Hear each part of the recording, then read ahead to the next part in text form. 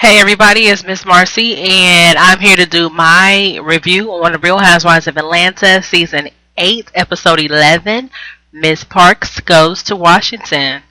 Yes, so basically, like the title suggests, this episode was based around Phaedra taking a trip to Washington, Phaedra and a few of the girls. But before we get on that, let me just go ahead and start. Alright, so it actually does start out with Phaedra. Her and the boys are getting ready to go take the trip to Washington. Her and Aiden and Dylan.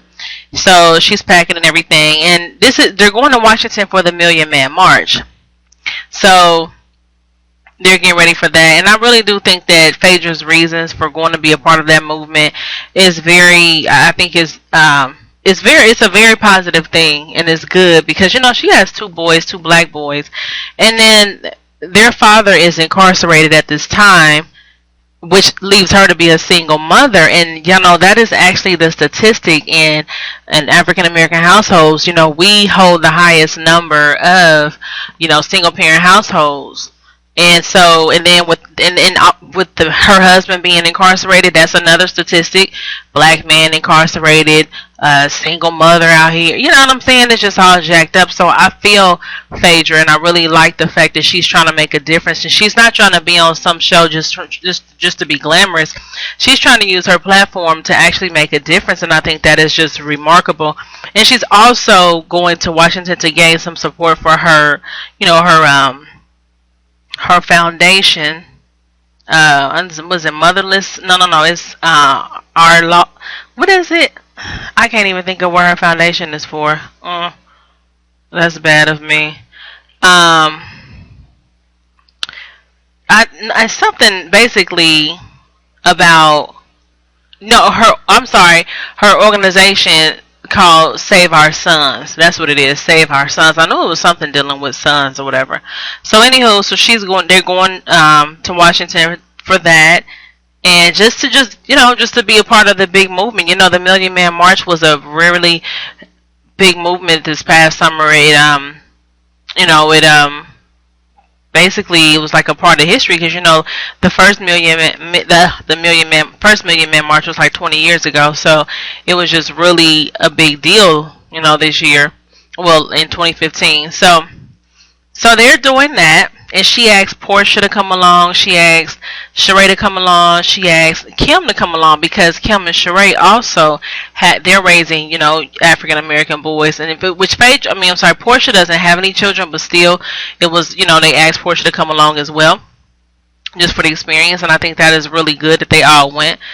So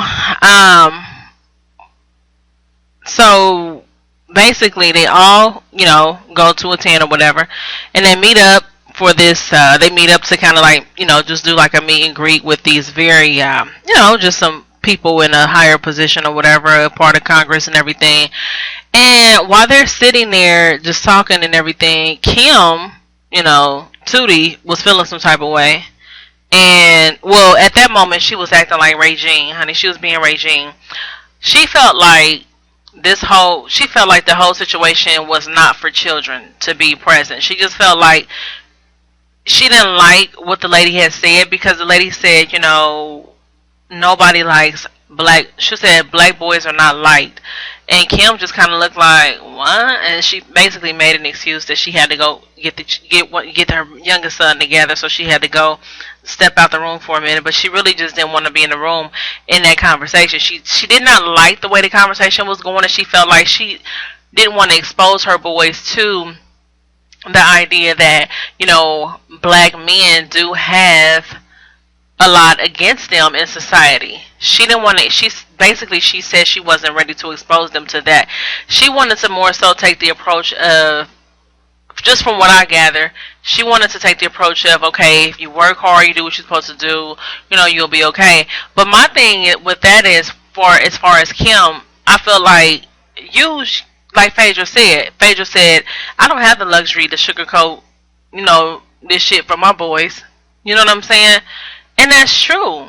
But I don't think Phaedra could sugarcoat it if she wanted to. Like at first, I know when Apollo first got locked up, Phaedra was kind of torn between, letting the boys go see him, taking them to the prison to see him, because she didn't want to expose them to that, because she didn't want them thinking that it's okay to she didn't want them to see their dad in the system like that, in prison. But my thing was, that's reality. Unfortunately, that is your boy's reality, that their father is incarcerated. So I feel like Phaedra has come off of that, and she's accepting the fact that, hey, you know what? I can't hide my boys from this. You know what I'm saying? It is what it is. Their father is incarcerated. I'm out here raising them. They're black boys. I'm raising them as a single mother. They already have strikes against them because they are black boys. And I mean, it is what it is. So she's doing what she can to prevent them from being, statistics and going down the paths of a lot of young black men. And I really applaud Phaedra for that. I really do. And you can tell that this is something that is near and dear to her heart. A lot of times they say when you go through something that is, that impacts your life in a negative way, you tend to, that's where, how they say when life throws lemons at you, you make lemonade. This is Phaedra's lemonade. Her with the Save Our Sons organization, and her just trying to do everything she can to keep her boys in something, around something positive, letting them see positivity. I really do applaud her for that. So it's like, yeah, she's just doing what she has to do. And Kim, I don't know, I just felt like Kim wants to sugarcoat everything. Kim has a 8-year-old son. You know what I'm saying? I don't think he's too young to kind of, know what's going on. I mean, come on, like, look at all the stuff that's happening, and like, look at what happened with the, with the, the young African American man that's getting killed by police officers, and all this crazy stuff that's going on. You can't hide your kids to this stuff. And I feel like Phaedra couldn't hide her kids to it, even if she wanted to, because hell, she's on a reality show. And people love to remind you of the negativity about your parents. I mean, they just love to. So people, as her children get older, they would love to pull up, pictures of Apollo being, his mug shot, or talk about what he did to get incarcerated. You know what I'm saying? So I just feel like Phaedra's taking the right approach. She's taking the approach of, it is what it is. She just got to be real about it. And speaking of which, so a call comes in from Apollo. He calls from prison, and Phaedra lets the boys, she lets Aiden talk to him. And I was glad, because I'm going to be honest with you. I thought Phaedra probably don't even let them talk to him. I'm not going to lie. I was thinking, like, she probably not even going to answer that damn call. She probably going to hang up. I'm serious. But she did. She let Aiden talk to him, and she said that she lets them talk as much as possible, because she just wants. I really do. I'm so glad that Phaedra is doing that, because, I mean, there's no sense of hiding it. Like I said, there's no sense in hiding it. These kids, they're going to get older. And actually, a lot of times, as a parent, parents be trying to hide stuff from kids, especially stuff like that. Tell them, oh, daddy went away. He just went away. He left town, or he's dead, or some shit like that. And it's like, it only comes back to bite them in the ass when the child gets older, because you can't, it's just some things you just can't fucking hide. And a lot of times, parents be thinking they hide and stuff to help the child, but really you're only hurting them if it is, and if it's not now, you're hurting them down the line, because honey, a lot of times that's why these secrets in these families be coming out. People want to lie and hide shit or sugarcoat stuff and think they helping the child. No, you helping your child by just keeping it real. She can use him as an example, like, look, this is what happens when you go out and you do bad shit. You either get locked up or you either dead.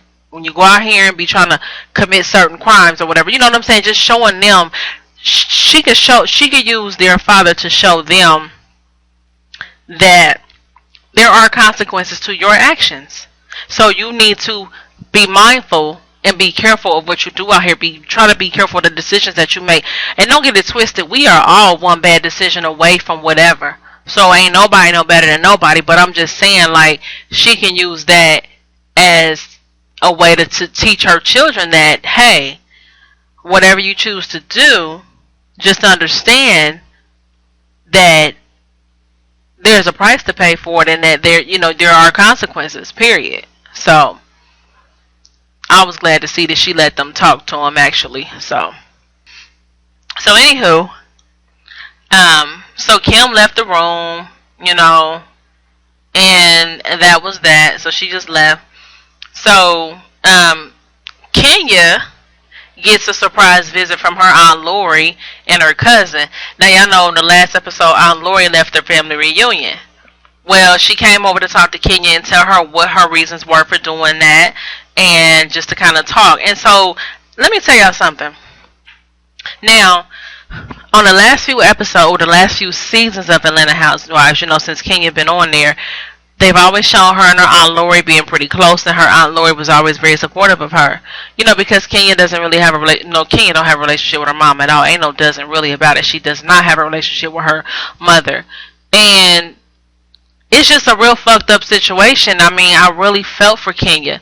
So Aunt Lori comes over there to tell her, you know, why she left the reunion. Basically, she was saying that she got a call and she needed to go over there and be with her sister Pat, which is Kenya's mother, because Pat was upset because of what Kenya was doing. Basically, because Kenya's trying to reach out to her and talk to her and have a conversation with her, you know, at mother and daughter. Well, she then tells Kenya about how, you know, when Pat got pregnant with Kenya, she put her up for adoption, and basically she gave Kenya to her father's mother. Basically, she gave Kenya to her grandmother to raise her. And I mean, oh my gosh, there's so much I can say about this situation. I don't want to be judgmental because I'm not a mother, and I don't know how it feels, you know, to. Yeah, obviously it was a not so pleasant experience for Kenya's mother when for her to become pregnant with Kenya. It was something that wasn't. It wasn't something that she was proud of. You know what I'm saying? It wasn't the ideal situation, you know, like the marriage and to have a baby by your husband, all that kind of stuff. So, and I understand things do happen, but what I think is just really, really fucked up is that Kenya said that when they would be at functions, family functions and everything, her mother would be talking to everybody in the room but her. And I just felt like, damn, how cold can you be? And then her aunt basically said she came over there to tell Kenya to stop it. Basically, stop trying to reach out to your mother. And I really got mad at the fucking TV screen, and I was just like, oh my gosh. You know, you can't tell her to stop trying to reach out to her fucking mother. She has to, like Kenya said, when she went over there that day, the last time she went over there and knocked on the door, she heard her mother saying, don't open the door, you know, and lock the door. She said that was all she needed. That was it for her. That was her closure. Let me tell you something. My honest opinion, I don't feel like that was closure. I feel like that is something that Kenya, once her mother did that last time, that was just Kenya. That was the last time for Kenya. That was her just saying, you know what, I'm washing my hands to the situation. I'm done. That's not closure.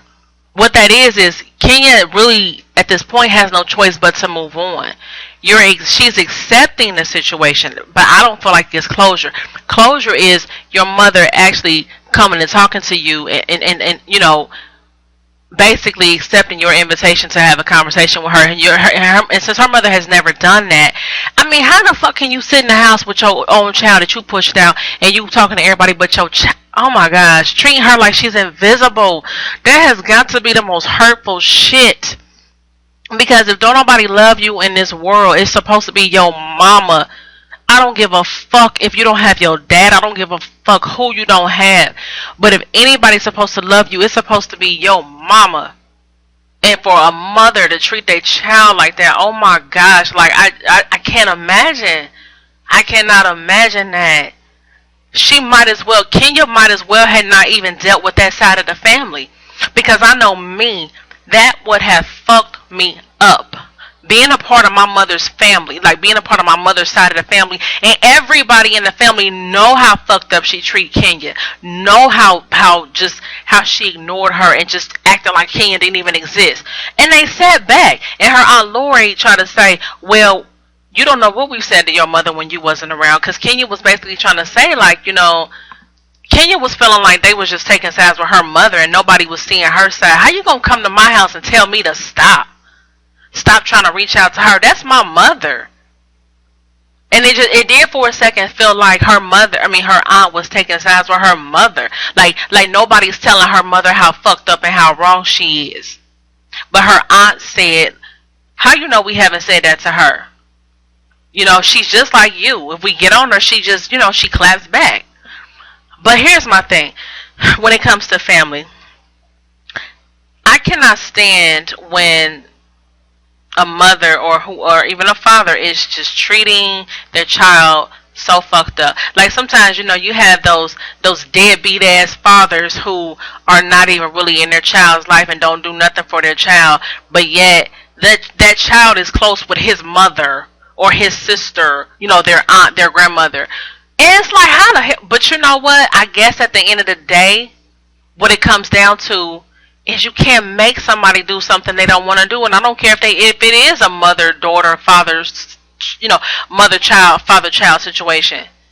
If Kenya's mother just completely did not want to have nothing to do with her, can't nobody make her. It's just sad and unfortunate. But I just kept noticing how Kenya kept saying she got her closure, she got her closure. No, you didn't get your closure. What you got was the final straw for you. You felt like, that's it, I'm done. Because now you put it on national TV, and it's like your mother, for the umpteenth time, she will not accept you. And I can only imagine how hurtful that is, man. But I'm glad for Kenya that Kenya decided to say the hell with it and just keep it moving. And Kenya decided to not focus on what she does not have, which is her mother's love and her mother's, she does not have a relationship with her mother. But she decided to focus on, look, I do have my father and I do have my family, my other, the other parts of my family. So, and that's all Kenya can do. I've always liked Kenya. You know what I'm saying? Even in even in Kenya's shadiest moments, I like Kenya. Kenya is very entertaining. I feel like she's a smart woman. I do feel like at times she can be little childish, but you know what? Overall, I do like Kenya, and I really felt bad for her watching this tonight. And I'm glad she opened up. She's always been open about her relationship with her mom, but I'm glad that she's showing this because she's helping a lot of other people. Because at the end of the day, even though they all, they try to showcase a glitz and glamour side of life, she's also showing the reality that, sometimes shit ain't all roses. It's not always glitz and glamour. They as celebrities, they have issues just like anybody else do. So, alright, I know I had a lot to say about that, but that was a very deep, issue, and that was a deep moment to me. And though I have never, that's not my, I have not experienced that. I mean, me and my mom, I have a relationship with my mom. I have a relationship with my mom and everything, and I cannot imagine it. But I just try to put myself in her shoes. Like, man, what if my mother treated me like that, man? How would I feel? Like, oh my gosh, man, oh my gosh, man, oh man, hurt is an understatement. You know what I'm saying? I mean, can you just imagine your mother just... This is what I think. I think when her mother gave her to her, her father's mother, I think that they would have been better off just not even telling Kenya that was her mother. And I normally don't believe in the lying and shit like that, like I just said previously, about Apollo and Phaedra and them, that Phaedra shouldn't sugarcoat shit nor lie about the situation. But this situation with Kenya's mother, I think it's more hurtful. I think it's better to not know who your parents is than to know them and to know that they just don't even fuck with you like that. I think it's better to, not even know your daddy than to know your daddy and to know that he just he doesn't want to have nothing to do with you. Same with your mama. It's better for you to just, if they gonna cause that much hurt and pain, like that shit, I can only oh my gosh, I can only imagine. And here's the thing, this is another reason why I think it's so hurtful that what Kenya's mom is doing to her, is that as we all get older as people, we naturally desire to know things about our parents. and for women especially, your mother, for a woman, as a young woman and you're getting older, you start to take a real strong interest in your mother, like as far as like, who was your mother at when she was your age, what was she doing in her life, and it's natural.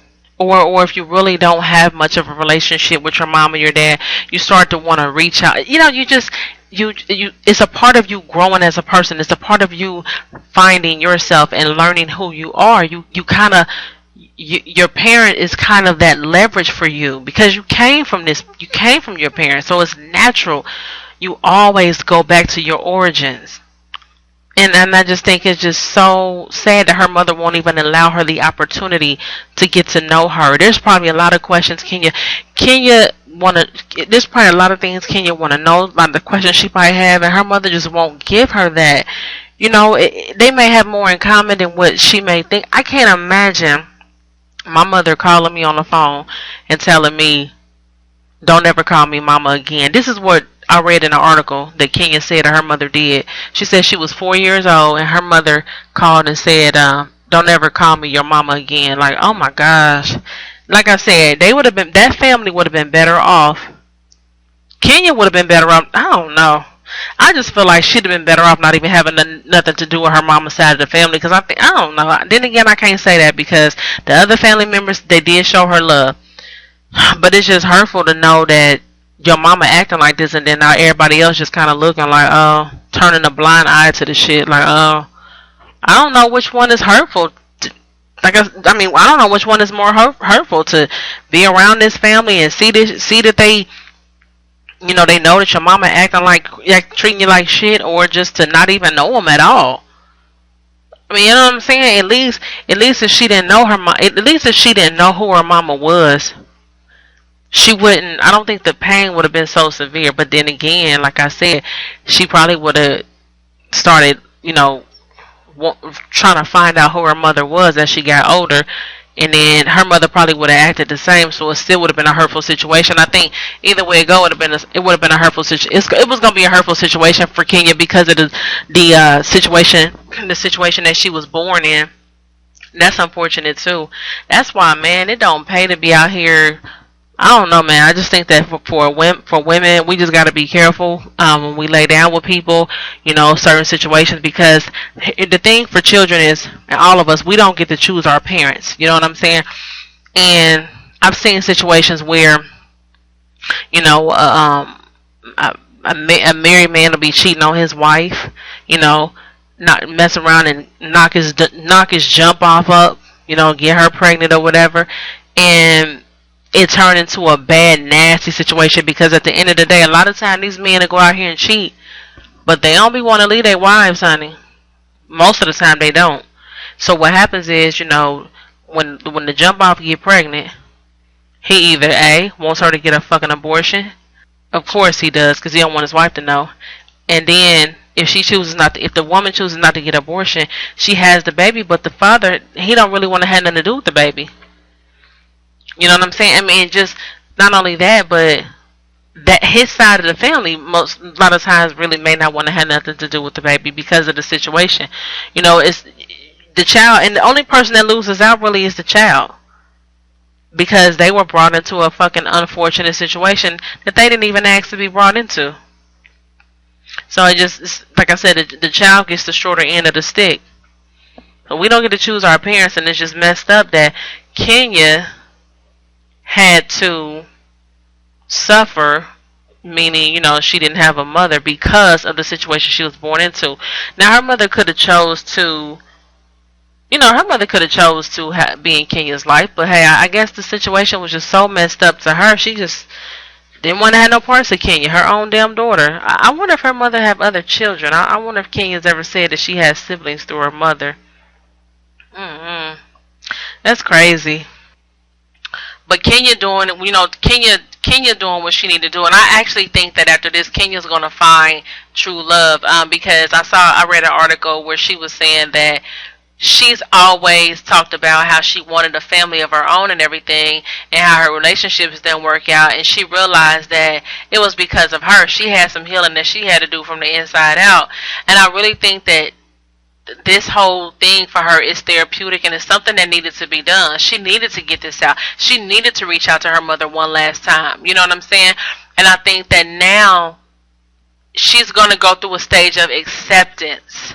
And once she goes through that stage of acceptance, a lot of things, a lot of doors, you know what I'm saying? A lot of things will start to happen for her, even more than what they already have. Like a lot of good things. I really do believe she'll find that man that she's been wanting. And maybe one day her mother may even reach out to her. And the reason why I say I think she's going to find that man that she's been wanting, because she's healing from the inside. You know what I mean? When you heal from the inside, when you heal yourself, well, I mean, not when you heal yourself, but when you start to heal from pain, it allows you to be, you know, I think her whole perception of a lot of things is going to change, and she's going to change a lot of her ways, in which then will, I think, make her more attractive to a man. You know, I mean, she's an attractive woman, but I'm saying it will attract, it's going to draw someone to her. You know what I mean? So, anyway. Alright, so like I said, that was a deep one. That was a deep one. You know, that was a very deep one. So I really wanted to talk about that, about Kenya. I mean, because I just think it's, man. Anyway, so, back to DC. Alright, so, they're at this lunch. They're at the lunch. Sheree, Kim, Portia, and Phaedra. Kim decides to leave. She's, you know, she goes out to the truck to get the boys together. You know, she said the baby was sleepy and he needed a nap, and the other one just didn't understand what was going on. So she goes out there. She goes to the bus. Sheree comes out there to talk to her and see what's going on, because they notice that she's been gone for a minute. Sheree just, to me, acts as a instigator. I really don't like Sheree on this season, man. Sheree should have stayed off this damn season, because you know what? She looked thirsty. I mean, she looked like she really need these damn checks, and she don't know what the hell she gonna do with herself. I mean, she really don't even have a fucking storyline. She's just on here as an instigator. I know I said it before, and I'm just sorry I'm saying it again. Sheree, I don't like her being on here. I liked her so much better when she was on there with Nene, Kim, and all the other ones. Like, she just don't even seem like she fit in with this group of girls. Not to me, anyway. So anyway, so she comes out and she goes to Kim like, you know, hey, what's going on? And then Kim's like, yeah, I had to come out here and get my boys settled or whatever. And then Sheree's like, well, you don't. Are you come back in? I know you want. I know you don't want to seem rude. Basically, letting Kim know, like, damn, you've been gone for a minute. That's kind of rude, don't you think? So Kim's like, shit. I mean, I don't think I'm a mother. I gotta do what I gotta do for my kids or whatever. And I don't think there's nothing rude about it, you know. So Phaedra I could tell Sheree looking like, all right, I ain't about to go there with this bitch, but whatever. And so Sheree's like, well, I'm gonna go back in. I don't want to miss out on too much or whatever. So, you know, I mean, I don't know. Shit, I guess it was a little rude for Kim to leave. My thing for Kim is this: why did you come on this trip and you knew? I mean, I know you knew you was coming to the Million Man March, but it was like you knew there was gonna be other engagements too. I mean, damn. I don't know. Kim just need to get out this damn show too, cause ooh wee. Anyway, moving on. Candy and Todd, they're actually trying to put together an idea to have a family restaurant. So they put on this dinner, you know, to have the whole family over to discuss the idea, to get everybody's support, and to let everybody know what's going on and get everybody's opinion and what they want to do. And everybody's on board except that one aunt, and she's like, oh hell nah, they gonna call it the old lady gang. That's what they're going to title the restaurant. Now, I don't agree with that damn title because that sounds crazy as hell, but who knows? They might get it up and running. And I believe, you know, fucking around with Candy, they're going to get that restaurant up and running, because Candy is a straight-up businesswoman. She's a go-getter, honey. And, yeah, she know what she doing out here. So I believe they're going to get that restaurant on and popping. And they may keep that name, and it may actually sound better to me, but right now that sounds crazy as hell. And Honey Mama Joyce was even nice to Todd, hugging on Todd. Hey, Todd! Like, what? Candy, like, did I just walk into the Twilight Zone? Like, what the hell? Mama Joyce being nice to Todd? Are you fucking kidding me? Mama Joyce done had to change her heart. Well, Candy said it's because the baby on the way. Maybe that, you know, babies do have a way of bringing people together. The people that couldn't stand each other come together when it comes to a baby. So, thank goodness for that baby. Oh my gosh. And that damn Mama Joyce was a hot ass mess. She looked good though. I must say, Mama Joyce is really pretty. She ain't always acted pretty, but she's a really cute lady. Anyway, so at the Million Man March, Kim left early. Okay. Kim left early, and Sheree was like, I don't understand why Kim comes to the Million Man March. This was the whole purpose of her coming, and she leaves early. Kim said she had something to go do back in Atlanta, some organization that she's with. Oh, whatever. Kim, you're always making them excuses. You just need to leave the show altogether. So I thought that was pretty, I don't know, whatever. So Portia, Sheree, and Phaedra, they're just sitting there talking or whatever, you know. And, yeah, that was pretty much it for that part. So, honeys, next thing we know, Cynthia and Peter, they at home chilling, talking or whatever. And Nene comes to the door. So they hang out or whatever. And Nene's all like, I'm back, you know. I think Nene just missed that attention from the Atlanta Housewives or whatever, and she just wanted to make her presence known. Like, you know what I'm saying? Like, yeah, I'm back, and I mean, whatever. I really wasn't too impressed, honey. Greg was looking like, what the fuck? Like, I don't know. Greg just had this look on his face, like he just was not pressed to be there. He didn't give a shit. He was ready to go. And then Nene gonna come in the door talking about, hey, Peter, you know, you still chocolate or something, she said. She said, you know, they say I flirt with you. Like, she was just doing too much. She was just doing too much. So they sit down and start talking, and they just catching up, basically. So Cynthia and Nene have decided, obviously, to reconcile their friendship and be friends again, and give this friendship thing another shot. I think they fell out basically because Cynthia didn't want to be up Nene's ass no more. She started to have her own mind and not give a shit, and Nene didn't like that or whatever. So, you know, Cynthia tells Cynthia tells Nene that her and Kenya are cool. That's her girl. And Nene looked like, what? For real? Okay. Nene just seemed like she be jealous. Like, she seemed like the type that be jealous when her friends get other friends. I don't know, that sounds silly, but it do seem like that. But anyway, so Nene, they just catching up or whatever, talking, and I don't know. I really don't even see the point of Nene coming on there. If she ain't coming to stay, like, what's the point of her even popping up over Cynthia's house? I don't know. But I think it's good that they are reconciling their friendship, because I think out of everybody, those two really had a genuine friendship. I think their friendship seems genuine, and so does Portia. No, I'm sorry. So does Phaedra's and Candy's. You know what I mean? So it is good to see that Cynthia and Nene trying to become friends again. And yeah, that was it though. I mean, it really wasn't nothing else going on. Oh, let me say this real quick. Sheree brought her son, honey, who was very handsome. Now, when he was a little boy, honey, he looked kind of funny, but he done grew into his manhood. And it looked like they was all on the bus trying to flirt with him and shit. Phaedra said Portia was drooling or whatever, salivating.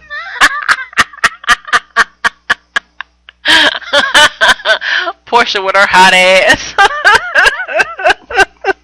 She probably was. Cause he looked very handsome. Sheree like, y'all better back up, cougars. He's only 19. He did look nice though. He did. But yeah, it was I don't know. It really wasn't a whole lot. I think the biggest moment for me on this episode was Kenya and her aunt having a conversation. I didn't appreciate her aunt. I just didn't appreciate them telling her to stop.